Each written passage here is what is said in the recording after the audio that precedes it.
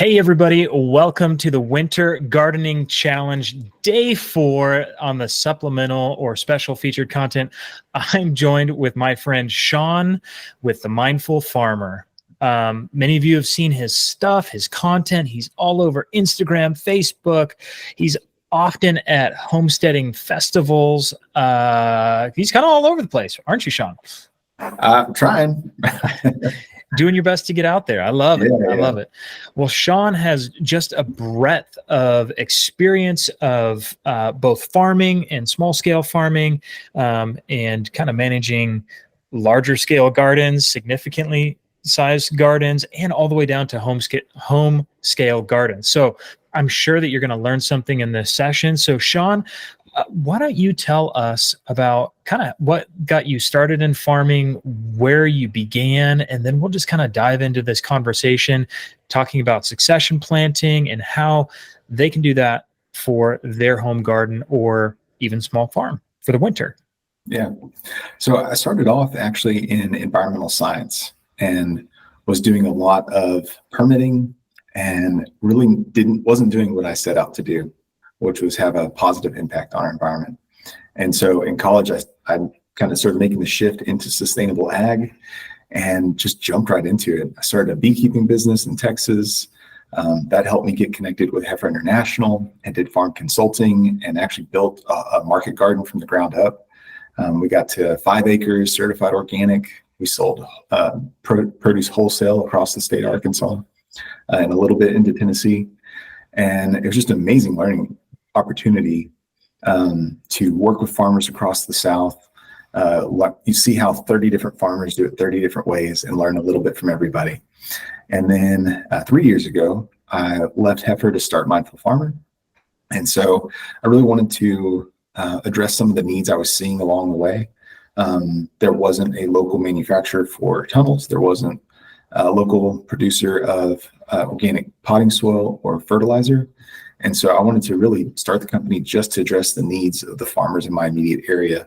And now it's grown. And so we've had that opportunity to help gardeners across the country. And that's really a interest of mine, is taking the techniques I learned as a market gardener and contextualizing them for the backyard gardener to help the backyard gardener grow more with less effort, and really take the struggle out of it. And I recently did a poll about like, hey, how's your summer going so far for all the gardeners out there? And there were so many just like, the pests are destroying me, the weeds are killing me. And so I hope that some of the techniques I learned market gardening can help backyard gardeners grow without that toil and struggle. Yeah, I think I'm in that middle zone, but I often say this: information transfer doesn't equal transformation. And so like for me, man, I know how to stay ahead on weeds. I know how to, develop my soil. I know how to stay ahead on pests. However, when push comes to shove, am I doing those daily disciplines, those weekly disciplines in order to stay ahead in the garden? And, sometimes we fall behind, sometimes we don't stay on track. But this winter, that's one of the joys of winter growing, right? I think the winter offers so much more grace in regards to rapid growth and weed pressure and all these other things that just make it kind of challenging to grow in the summer, right? Mm-hmm. I love growing in the winter and the fall and those shoulder seasons because, in my opinion, it's a lot easier. Have you found that to be the case? I have. Like, even whenever I was running the market garden, we almost basically thought of our season as starting in August and then running into early June, July kind of thing. And it was nice because we put most of our focus in, like you said, the shoulder seasons, whenever other farmers didn't have a lot of produce or through the winter. And it helped take a lot of the stress off. And we weren't having to just kill ourselves in July and August when it can get up to 110 here. And so we can just, chill a little bit during that peak, heat season. And that's when everyone else has a bunch of stuff anyways. And we can just focus on the shoulder season. So, and I've got a buddy in Louisiana. He's like, my season starts like September, October and ends in June. And I take the summer off. I'm like, that sounds pretty sweet. Sounds really great, especially for all those market gardeners that know the struggle, that I call July and August the Hillary step of climbing Mount Everest in market garden world. It's like a mixed metaphor of mountain climbing where it's like, hey, we've almost summited this incredible peak, but that's just part of it. We still have to get off this mountain. Like, what do we do now? Well, hey, can you bring up some of the slides that you were showing me earlier, and let's dive into maybe some techniques of succession planting, and what does succession planting really look like when you're trying to move into the winter months? I know for a lot of growers, a lot of their summer crops are still in the field, and it's a challenging thing to try to figure out space, first of all, and then knowing that we need to plant more as we're going into winter, not less. So kind of walk us through some of that process there. And maybe the reasons behind it. Yeah. The reasons behind it are wanting to normalize that labor, right? And there can be the tendency, especially for home gardeners or first-time farmers, to plant everything all at once. And it feels like this, April 15th, last frost is here, plant everything, the whole garden all at the same time. And that's where a lot of that burnout can happen, and a host of other issues. But then also it kind of takes you off a rhythm of all that stuff is then getting burned up and crispy in July, and you don't have anything else coming off the field. And so for us as market gardeners or for home gardeners, it helps, spread out that harvest where it's just a continuous supply of food. It does take that planning on the front end. And that's where I think if a home gardener can figure out that aspect, they can garden on easy mode, because it just takes so much of the pressure off. Not overplanting, not planting everything at the same time, having a plan for succession or rest and cover cropping. It can be painful to think of like, oh, these tomatoes are still producing, but I need to rip them out or I won't have space to put my fall crops. And so that's where, if you're thinking about it from a market gardener standpoint, that makes sense, because you're thinking in dollars, right? Like, I've got to keep that cash flow happening. There's a economic drive for me to pull these tomatoes out.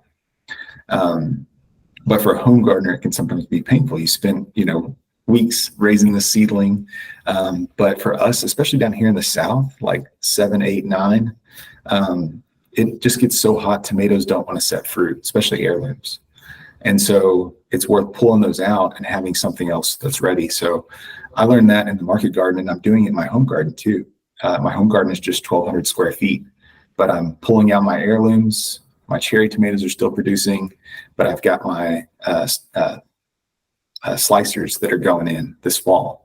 And that way we get another big flush of tomatoes leading into the frost, and I got plenty of stuff to can and all that kind of thing.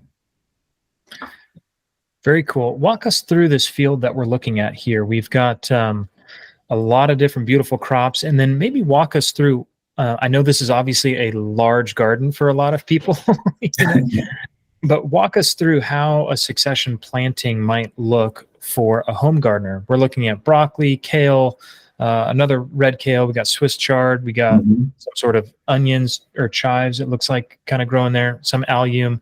Yeah. And then we got more stuff in the background. Walk us through that and how a home gardener might be able to succession plant, and what that succession planting might look like for their given zone. How many weeks apart should they be planting? How much more space will they need to be able to harvest the same amount weekly? Some of those steps for us. Yeah. So the way that I broke my crop plan apart basically is we generally planted in like 2 big plantings a year. We could do all of our root crops in the spring in like March, along with our brassicas, like all these kale and cabbages and collards. And we could do a big planting in August. And that basically carried us, especially for the root crops, pretty much year round. It's like I had a crop plan for my spring, a crop plan for my fall. And I do the same thing in my home garden. And then I have another category of crops that I'm starting almost every week. And that would be things like our green onions, our lettuce, our baby kale, baby arugula. Those sort of things, work well in the market garden. In the home garden, you may not need to start those things, every week. That's probably overkill because you'd be starting like very, very small amounts. So one of the kind of shifts that happens going from the market garden to the backyard garden is maybe even changing different varieties that can be more of a continual harvest. So our green onions, we'll let them get pretty big and then we cut them at the base and let them kind of regrow, as opposed to starting fresh baby green onions every single week. The kale is a great one our kale is still producing really well right now. It's been in 100 degrees, but I'm starting my seeds for the fall round. So it's not going to last all season. So some of those successions can be pretty far apart. They can be months apart. Other things like our head lettuces, we're starting every single week. Where we make some of those changes is looking towards the winter and going out of winter. As those days start to shorten, the days to maturity gets longer. And so if you're using Excel or a chart or seed time will take a lot of the guesswork out of it and help you figure out, okay, for every week that I'm going to wait to plant, or every week I get closer to my first frost, I need to actually add, 9 days, 10 days on the front end of that. It's going to take that much longer to actually harvest the crop. So you might feel like you're kind of starting seeds too frequently. Like I started these and then 5 days later I started another one. But the ones that are 5 days later will actually be 2 weeks later when you go to harvest. And so it can feel strange midsummer starting all these seeds back to back to back, but they'll pull apart like an accordion when they're ready to harvest, and then hopefully hit those windows just in time. So that's one of the big considerations if you are doing succession planting in the home garden is it will feel a little strange starting seeds close together for them to be harvested later apart. But you can do a mix of the succession planting or even those crops that are planted a couple times a year, like the carrots, the beets, you can plant 3 times a year. The other thing I run into as well, going from the market garden to the backyard garden, is storage space is a big consideration too. So you don't want to plant more in a succession than you can reasonably store or process or like can or put in the fridge or something like that. So that's also shifted a little bit in how I used to grow carrots. I had a big 40-foot long refrigerator that I could fill with thousands of pounds of food. But now in my home garden and I grow carrots, I can't my wife would kill me if I put 60 pounds of carrots on our fridge. And so I had to think of some different solutions. So one of those is I added another succession. So we'll do a spring, a summer, a main crop is what they'll call it, and then again in the fall. I've even done another round in through the winter and overwintered the carrots, and they're smaller baby, really sweet carrots. So if you don't want to try and store 60 pounds of carrots at a time, you could plant 4 plantings to try and give you about 20 pounds at a time, which would be more than enough for a family of 4. So that's another kind of consideration is when you're building these succession plans, do you have space for where they're going to be coming off the field? Okay. Well, let's kind of keep going through some of these slides and these pictures that you'd kind of highlighted and shown me prior. So we had some of these considerations.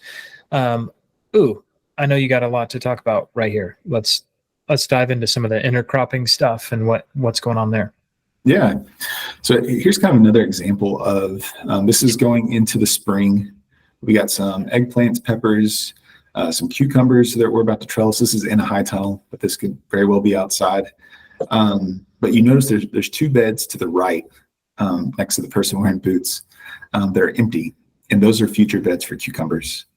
So we found when our cucumbers are in the tunnel, after transplant, we'll start actually harvesting within 3 weeks, starting our first round of cucumbers. And then generally down here in the South with the insect pressure, they don't produce for very long. And so we just have another succession that we can follow. And so it can look strange leaving a bed vacant for a minute. But there's reason to it, is that it's going to get something a little bit later. So where you can really dial in and maximize your space is if you do a little bit of interplanting and try and kind of create some layers happening to where you're not just having, an empty bed sit there for a while. So one example is this. We have, that's baby red Russian kale and baby arugula that we're interplanting with the peppers and the eggplants. And so we'll be able to harvest the baby greens a couple of times before the plants in the middle, the peppers and the eggplants, get really big and start to shade them out. So it's kind of helping maximize that space. We still have a spring crop and a summer crop at the same time. And we can do that whenever we go to plant the next round of cucumbers too. We could do another round of interplanted baby greens next to the cucumbers and then pull those out in a few weeks. And so you don't have to just sit on dead space. You can overlap or interplant some things too. And that'll really help you maximize that space. Another example where we have done some of this interplanting is in our fall garden around this time. So like 4th of July to middle of July here in Zone 7B, I'll plant our winter squash, do butternut squash, and I do popcorn. And then as the vines of the winter squash start to close in, then I broadcast seed hairy vetch on top of all that. And then that'll seed, it'll germinate, and it'll form this nice little short, low green carpet as the butternut squash and the popcorn are ready to harvest. And then that forms a really thick layer of green manure that in the spring I crimp down and crush, and then I plant my tomatoes right into it. So it worked fantastic this season. So it was a way of thinking about not quite succession planting, but how you can kind of grow things in a way on top of each other to maximize your space. If I waited until the squash was all done and then planted popcorn, I wouldn't have a long enough season. And so I planted them together. And if I waited till both those crops were out to do my cover crop, I wouldn't have enough time to build up biomass going into winter. And so that was a really helpful method of doing this. Interplanting can also be a good strategy along with succession planting. And it's a fertility strategy as well. Mm-hmm. That is what really increases the fertility of your soil and all the vital information that's being passed through root exudates into your soil the microbiome is so vital. And make sure you check out the session with green cover as they talk about that. And we're showing all these different multi-species cover crops that we're releasing in the Seed Time store. You will want to check that out. It's hugely valuable. You don't want to miss that session. Sean, let's talk a little bit about, as we're moving into the winter season and as things are getting darker earlier and as things are getting cooler, what is that process called? And then how do we adapt to that process with our scheduling and our timing? Just like you touched on it, but let's dive in there a little bit deeper. Yeah. So there's an idea of the Persephone period, and I first read about that from Elliot Coleman. So definitely check out his section in this workshop. Persephone period is basically the time of the year with less than 10 hours of daylight.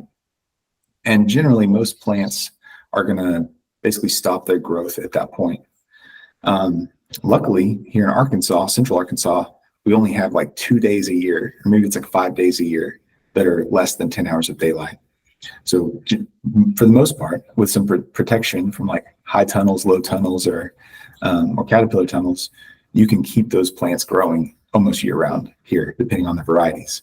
But they are still going to really slow down. And so where you get some variability in there is basically this equation of growing degree days.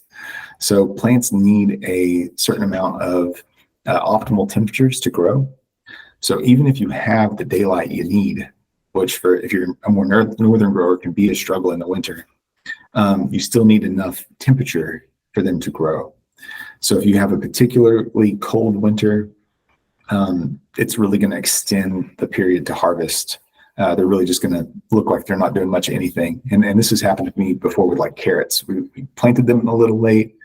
We had a particularly cold, got our first frost in October, pretty cold, Thanksgiving, Christmas. And it was like those carrots were just stuck, like small. And so that's a really important consideration. Some things you can do as a home gardener to kind of help increase that is you can use things like row cover or low tunnel or something along those lines to help increase your temperature, which gives you more growing degree days to work with and get those plants to size up. For those that aren't familiar, can you kind of describe what a growing degree day is? Yeah. So this chart like shows like your upper threshold, lower threshold. So like what that plant can take on the maximum side, how hot it can be, and then the lower temperature, and then the gap in between is basically it's the time in which it can actually photosynthesize and grow as a plant. And so if you have too many hours during the day where it's not above that lower threshold, it's going to reduce the amount of time. So you can kind of see these two different like dips between these 2 days have a fairly similar amount of like shaded area, or like that's like basically its growth time, even though the temperature had a bigger swing that first day, because once it got above the upper threshold, it stopped growing. So that is also kind of a thing to think about. If you are growing in like a high tunnel or a caterpillar tunnel and you're growing in the winter, it can get too warm to where the plant actually can get stressed out because it's too much of a temperature swing. And it might be important to ventilate it even if you're in, even if it's a little bit cooler day. Yeah, I think that's a huge thing to keep into consideration is, almost flattening out that bell curve in terms of tunnel management. Yep. I don't really know if we talk a lot about tunnel management and ventilating your tunnels. And for those who do have a tunnel, they know that it can get very, very hot. If it's closed up all the way, it could be 50 degrees outside and it could be 95 in that tunnel. You've got to really kind of monitor that. And what that ends up doing to your plants is they go into stress mode and they're not being efficient with any of their resources. The stomata ends up closing. They're not going to be photosynthesizing the way that they should.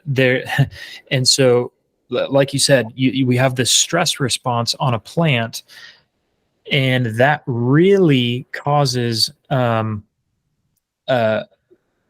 almost an increased time to days to harvest, right? Mm-hmm. Just because that plant is stressed, because it takes some recovery time to come out of that. Mm-hmm. So there's a lot of things that, people use and sell and try to help mitigate a lot of that stress. I know I use a lot of biologicals and prebiotics in order to reduce stress, like going into a stressful period. If we see a heat wave coming or something like that, or even market gardeners, they're using them weekly just to help mitigate that pressure that's taking place. Mm-hmm. So that's growing degree days. That's actually the measurement on a days to harvest. That's the true measurement, but it's not as detailed. Like it's a way more detailed calculation than a days to harvest or days to maturity than a seed packet. Because if you plant something in spring and then you have a lot of really, really cold nights all through spring, you know that it's going to take a longer time to get that maturity level, let's just say on your tomatoes, where the true calculation is in growing degree days. Mm-hmm. So anyway, that's super cool. So what would this translate to going into fall, where we begin to have our nights getting cooler and cooler and cooler, our daytime temps getting a little bit cooler as well, but we still probably have these peaks and swings. The disparity between day, 2, 3 p.m. is really pretty hot, but then our nights are starting to cool drastically and we're not getting as much daylight hours. Yeah. How does that affect our succession planting? Yeah, so kind of what I was saying earlier about how you'll feel like you're starting seeds pretty close together. And because as you get later in the season, those growing degree days kind of elongate, you get less of that optimal growing time, then every succession is going to take longer to actually be harvestable. So as you get into the fall, you're going to, that seed packet, like you said, Luke, it might say 90 days, but it's not going to be 90 days in the fall. And you'll even kind of see the inverse of this in the spring. You might notice that like you started carrots, March 15th, and then you started another round April 1st, 2 weeks apart. And then they're ready almost the same day because they didn't hit their optimal time until later in the spring. And we kind of found this to be the case with our peppers and eggplants. We could put them in the ground really early, but they just didn't really do a lot compared to ones we planted a little bit later when they hit those optimal growth temperatures. And so they wound up probably in total having the same growing degree days. It just those early season, or as you get into the fall, that later season, that little window of optimal temperatures just shrinks and shrinks and shrinks. Or like where I'm at in Southeast Missouri with the spring that we had, I'm normally a lot later on peppers, but my peppers were just popping and huge peppers very, very early. And so my Pico de Gallo game was really at peak capacity, mid-June. I mean, I was already cranking tomatoes, and then the peppers were here. Cilantro was still on. Onions were just setting up. I mean, it was just, so good early June because everything just timed out that way for my particular climate, where normally peppers would be setting on a lot later. And so that was a really, really fortunate experience this spring. But it also changed a lot of things this, deeper into the summer because of how our spring was. So there's always learning in growing. There's always a bunch of learning. Yeah.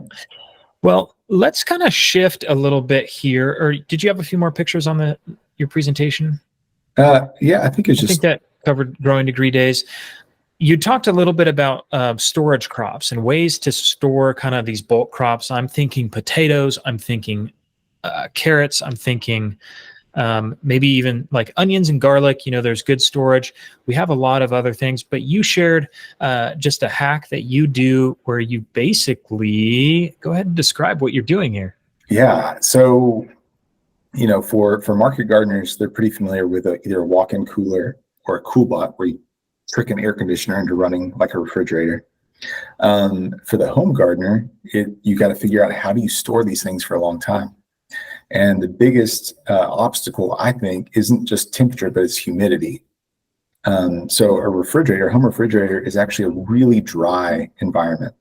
And so I bought some little hygrometers and put them in the refrigerator. And most refrigerators are at about 30% humidity. And in the crisper drawer, where the veggies go, it's only like 60%. But most vegetables need 90 to 95% in order to keep their turgor pressure. They're basically to not be all limp and soggy and whatnot, which is where the decay would start to happen. So you're basically going to keep them alive and kind of in stasis. And that happens with a low temperature for root crops and high humidity for things that are like typically your biennials like radishes, turnips, rutabagas, beets, carrots. You can keep those things in storage for 6 to 9 months. Whether you're a market gardener or a home gardener. And so what I had done early on is we just used like our standard home refrigerator, and I used perforated plastic bags, and that helped hold enough humidity to keep those root crops for months. I mean, we had carrots for 5 months, but I was filling up our home refrigerator with root crops. My wife wasn't happy about it. It's great that we have those crops, but there's nowhere to put leftovers. So we found like an old deep freeze, and the deep freeze works nice because it doesn't circulate cold air. There's basically chillers inside the walls of it.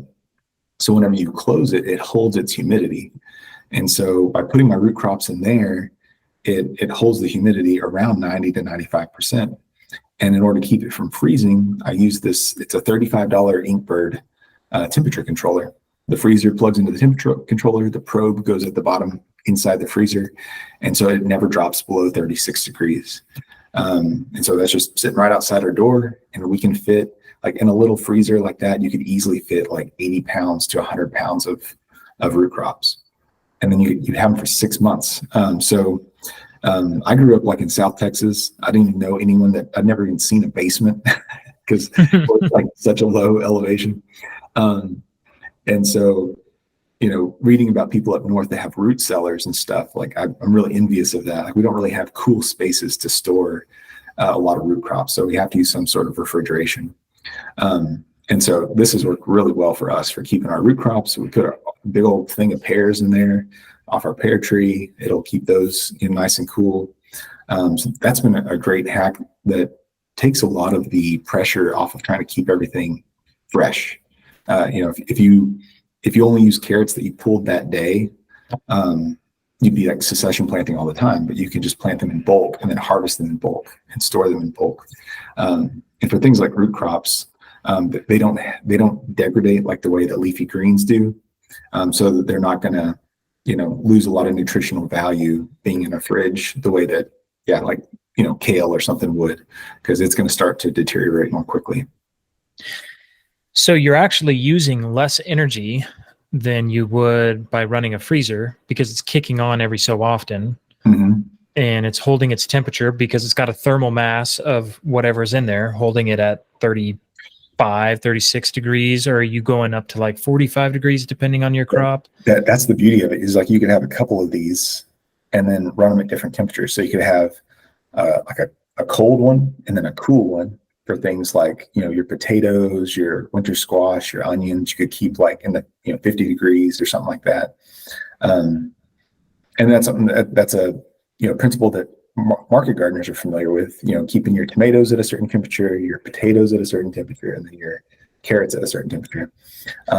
Fruits, roots, and leafy greens. Yeah. But it's important for home gardeners that want to be able to produce more and not have to can so much. I don't personally like just canning, and I can't afford a freeze dryer. So I'm trying to think, how can I store as much as I can with minimal effort? How can I not can with minimal effort? And like the root cellar has been really helpful for that.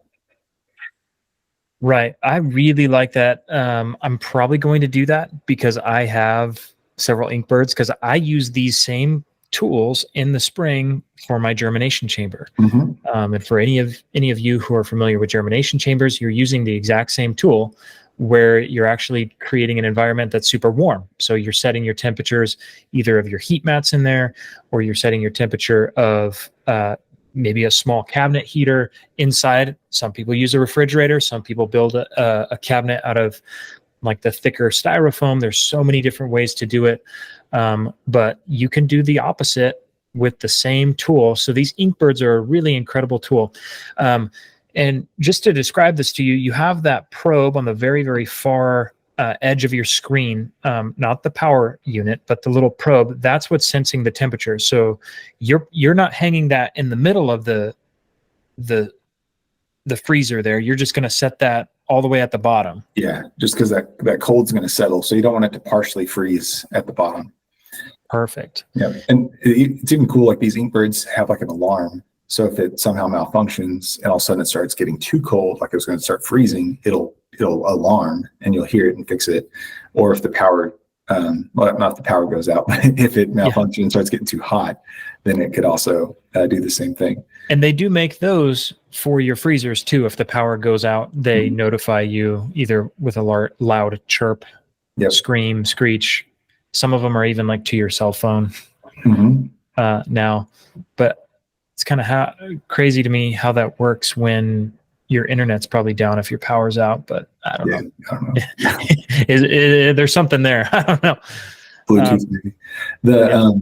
Another little hack too that you can utilize the cooler for is so like when I talked about planting for the fall, especially your lettuces and your cabbages and stuff.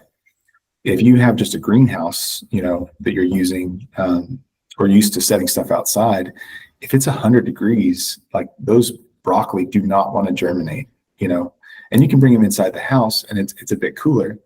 But what I found for any of our cool season crops, so all our brassicas, all our lettuces, I'll seed them and then I put them in the cooler for 2-3 days and then pull them out. And they've been at a near 100% humidity and at those cool temperatures, and then they hit those warmer temperatures either in your house or outside. It's like they think it's spring, and we get near 100% germination. So you can utilize, this little cooler to do the same thing to help you get those lettuce and the broccoli to germinate in August when it's still 100 degrees. That's a really good tip. Really good tip. So go to your local hardware store or appliance store and buy a small chest freezer to store your root potatoes in. A couple other things, depending on where you live. I'm in Southeast Missouri. You might want to put this on the porch to where it's only running in the day, and it's actually insulated. So it's probably going to keep those crops from freezing hard at night. If you have it kind of on a, sunroom or a patio, that might be a great place for putting that. Yep. And you could do the same thing. So this one has a heating and a cooling option. You could put heating and then put something like very low wattage Christmas lights inside it, and it'll kick on and slightly warm it to keep it from freezing. So we had a walk-in cooler that was outside, but we had several days of 0 and like single digit temperatures. So I was afraid of all of our root crops freezing inside the cooler. So we just plugged in a light to the heating source, and it was able to or a small heater, although I wouldn't put a heater inside a cooler like that.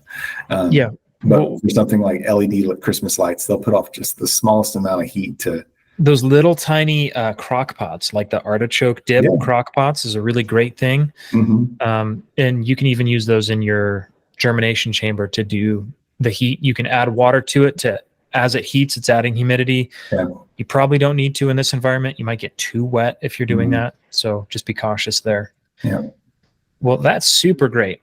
Really cool tip there. I want to ask, you can pull that slide away or jump to the next one.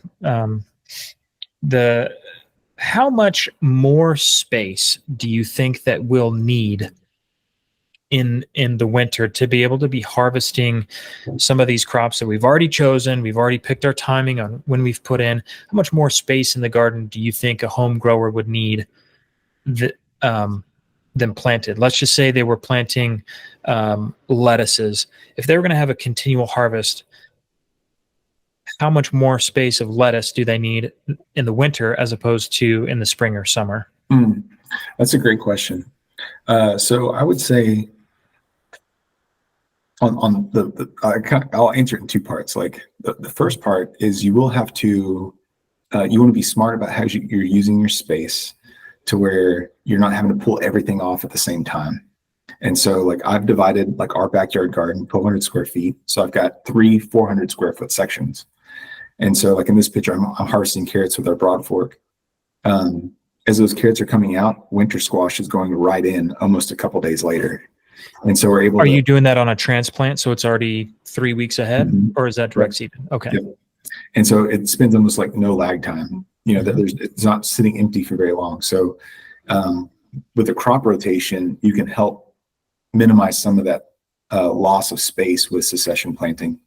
You can, if you plan it out well and have a good system for doing that, you can, be able to put in the next round in a void space that's recently been created.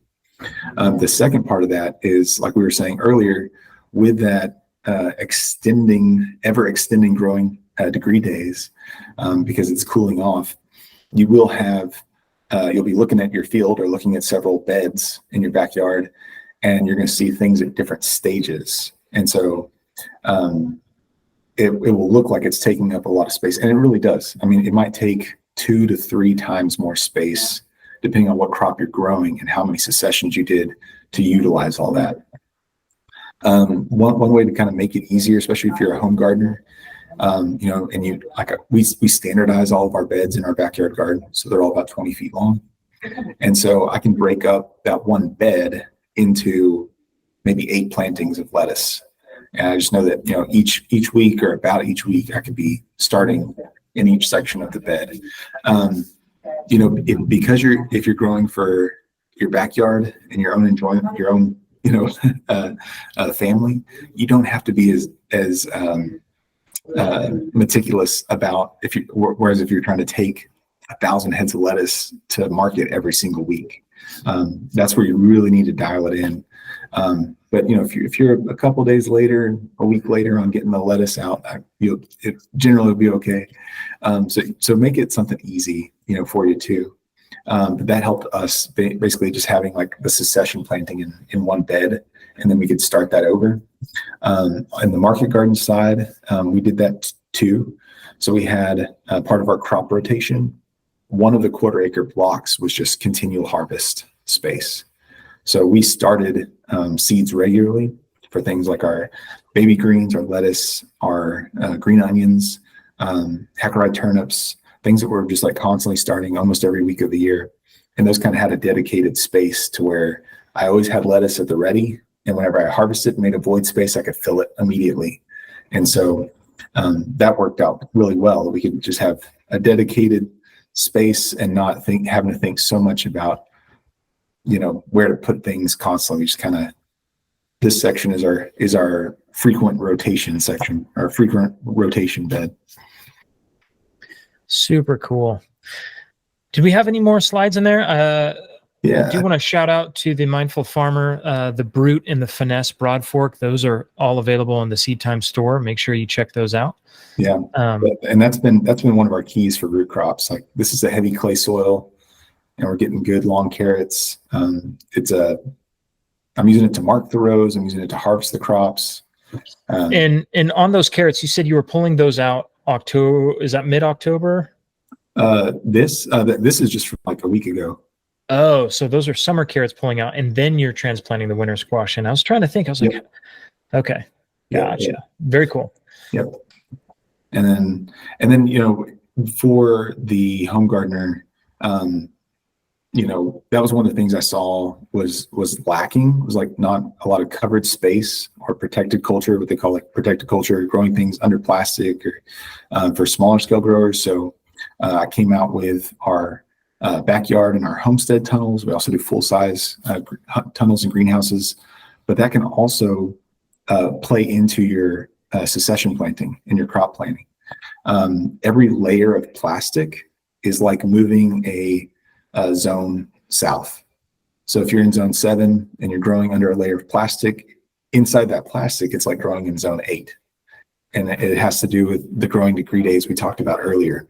You're increasing that optimal window because you can open up the greenhouse to let the excess heat out and bring that peak down to your optimal level, or you can close it up and help increase the amount of heat in it to where those plants get and grow at those optimum temperatures. So you could even plant at the same time, some inside, some outside, and get that succession effect because you're actually inside a tunnel or a low tunnel or caterpillar tunnel. You're a zone further south, a zone warmer. Mm-hmm. And so you'll get them a little bit sooner. Or you could do the same thing in the fall and plant them both, plant one a little bit later in the tunnel, and you wind up having a harvest much later in the season. And so that can be really helpful. We do the same thing for like our, we talked about the Persephone days or those optimal temperatures. Kale worked really well before. We had some in the field, but here in Arkansas, we get like ice storms. Y'all too in Missouri, right? Like, mm-hmm. Oh yeah. And like that can be really tough on plants when they freeze, and then the wind and the ice. It's really, so they generally don't push through the winter outside. But we have a second round of fall kale that we do inside a tunnel, and it reaches the optimal like bushiness peak harvestability like going into December, and then it just like stalls. But it's like at full size, and so then we can harvest on that tunnel from like December through like February until it starts to warm up again. So it's almost like putting the entire crop inside a refrigerator to just like stall it, and then we can harvest on it all winter. Yeah, I feel like so much of winter gardening is just getting everything up to that point, and then right at that point that you want to harvest, and just letting it stall out. Mm-hmm. And then you're just going to the grocery store, which is your garden, and harvesting it. Oftentimes we think, winter gardening challenge, we're going to be like planting seeds all through January and February and December. Maybe, but probably not. Depending on your zone, probably the goal is just to have everything at that wave based on a little bit of art, a lot of bit of science, but just trying to bring that timing to where everything's right at that perfect condition to just store as growth slows, Mhm. right? And when it does that, oftentimes, like for carrots, you mentioned it, the winter carrots, we've probably heard, you'll hear us say it all throughout the challenge. Winter carrots are just next level. Yeah, right. They're just so good. Well, Sean, thank you so much for kind of walking us through succession planting. You can go ahead and drop off those slides there. I would love it if we just spent a couple minutes talking about um, kind of your mission and the fact that you really jumped into environmental science and you just didn't feel like you were making an impact, and then you're like, you know what, the greatest impact we can do for our environment is by um, changing agriculture and shifting the food system. Just talk a little bit about that and kind of the passion that you have towards shifting the food system local and shifting, um, you know, kind of us back into the garden, Yeah. and how that's the biggest impact we can make Mhm. ecologically. Yeah. Speak to Yeah. that. I think I realized that, working in the environmental world, I looked at like land use and how many acres are used for what things. A huge amount is used for timber. And so you can do a lot with proper timber management. A huge amount is used in agriculture. And if we can get a lot of those conventional guys implementing some of the things that these organic small scale farmers are using and getting success with, that can drastically push the needle towards, putting carbon in the soil, keeping topsoil in place. And the other big land use is just private owned land. So that is one of the things that really motivates me within Mindful Farmer, is to help backyard gardeners, and not just backyard gardeners, but homesteaders, homeowners, generally people who own land, to think about and ask the question, how do I be a good steward? How am I a good steward of this space? And so taking that, the mindful part of Mindful Farmer is just to ask questions, to consider, am I doing things in a way that has a positive impact on the environment, positive impact on my health, and a positive impact on my community? And like asking those questions and thinking a little more critically about, how often we mow or what plants we're planting or how we landscape, really is going to be what drives, a regenerated world and more life on this planet. And that's what I want to see is net more life, people to be healthier, communities to be healthier, more vibrant, and of course, a healthier natural world to live in. And so that's really the goal of Mindful Farmers, to give people the tools, resources, education, essentials that they need to help cultivate that backyard gardener into the next generation of organic farmer or land steward. And so that's really what's motivating me and our mission as Mindful Farmer. Super cool. Quick question: what are you seeing in the space? What kind of challenges are you seeing for maybe small scale market gardeners? What are they facing now as you're talking to people? What do sales seem low? Is production a problem, or is sales a problem? Like, what are you seeing? Yeah. I'd say the things I'm seeing, I have heard from a lot of growers that sales are down from COVID. COVID season, window of time was pretty shocking to people to see empty shelves, and it drove them toward the local food market. But then a lot of bigger brands start kind of greenwashing their labels to look local or look small, look bespoke in some way. And I've heard the farmers say that their sales are actually down from whenever COVID was raging. So I thought that was kind of interesting, that it kind of pushed people towards local farms, and then they kind of got complacent about it. The biggest challenge threat that I see, and I think we, especially as young, I'm going to call myself young, but I'm in my late 30s, farmers, is access to land. I don't come from a farming family. We don't have any family land. That's something I'm trying to save up towards for our forever farm, and a place we can do more education on and things like that. But that's a real challenge. I mean, interest rates as high as they are, most of the land is held by older people that are going to hold on to it for like another decade or so. So there's just not a lot that's on the market. What is on the market is being utilized for residential. We personally had a property we were interested in, and the landowner was like, listen, I can just hold out for a developer and get twice as much as you could ever offer. And it's like, that's true. You could. So that's been a real challenge. And that's what I've kind of seen is, and why so many beginning farmers are going the market garden route, and why the work of like Jean Martin and Elliot Coleman was so important is it made farming more accessible to beginners and young folks, because you can get more out of a smaller space. And so I still feel like that's definitely the trend at the moment, because getting to mid-scale production is just so challenging because of the economic factors at play. So land access, high interest, housing shortage, like whatever people are feeling on the housing market is the case for the farmer market. Yeah, and I think the best places to start market farms is in the urban space where there's a lot of people that are interested in fresh vegetables. Mm-hmm. But that's where the price of land is like through the roof. Mm-hmm. And so you run into all the challenges there. Man, I think you're spot on with all those things. What do you think are the biggest challenges for home growers right now? Biggest challenges for home growers? Oh, man. Honestly, I think, and it's why it's so important to have things like this space. So I really appreciate what you guys are doing with Seed Time and this winter challenge, is that there's so many voices, and there's just, honestly, it seems like there's a lot of confusion. People like at church, they'll hit me up and be like, hey, so-and-so said I need to be doing this to my tomato. So-and-so said I need to be doing that to my tomatoes. I bought this thing. Does this thing help me? And so there's just kind of a cacophony of information and opinions and stuff. And so it's really important, to find someone who's doing a system that you like and emulate that, and more better than someone on Instagram is someone local, I think. If you can find someone that's a little bit further along than you, that's doing things in a regenerative way and has great results. They've got copious amounts of really delicious looking vegetables. I want to copy what that guy's doing.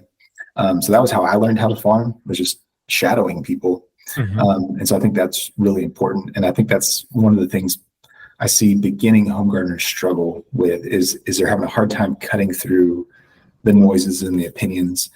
And I get that. Again, I struggle too with how to communicate with beginning growers sometimes, because trying to talk to people at lots of different levels, mm-hmm. A market gardener or beginning first time, I've never grown a tomato before.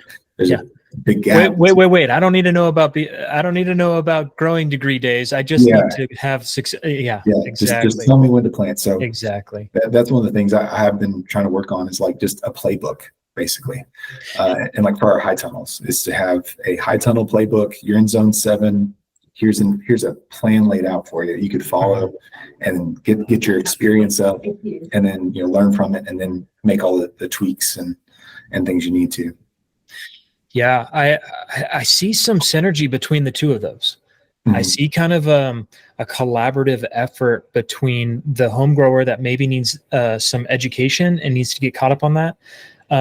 Maybe you don't go out and buy 8 raised beds and spend all that money, but maybe you go and you volunteer at a local small scale vegetable farm, because they're discouraged and they need some support. And most of the ones I know of, if you're a consistent volunteer and you were kind and you were courteous and you work hard and you're not lazy and you want to learn, man, they'll put you to work and you will learn so much in a day gardening on a market farm.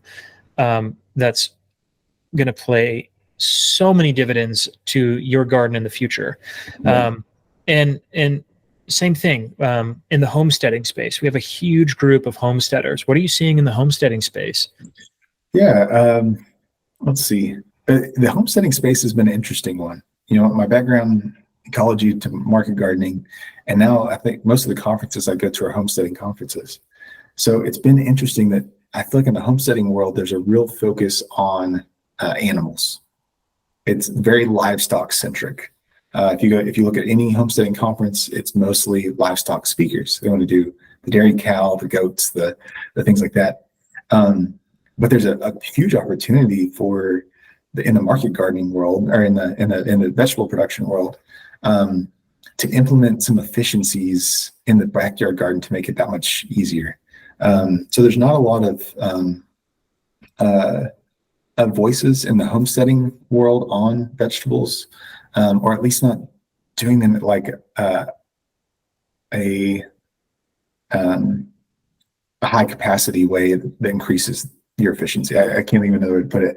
That it's like, oh, you can grow a bunch of tomatoes and buy a bunch of plants, and it's a little bit more chaotic in ways that you wouldn't necessarily do with livestock, because obviously you have lives on the line with livestock. So you want to be really efficient with your animals.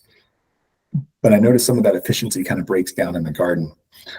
So I want to hopefully help be a voice in that homesteading world to help people produce more with, spending less money and less time, and have, higher quality vegetables and more of them. So that's kind of what I'm seeing, and what I personally am trying to address or help fill in that space.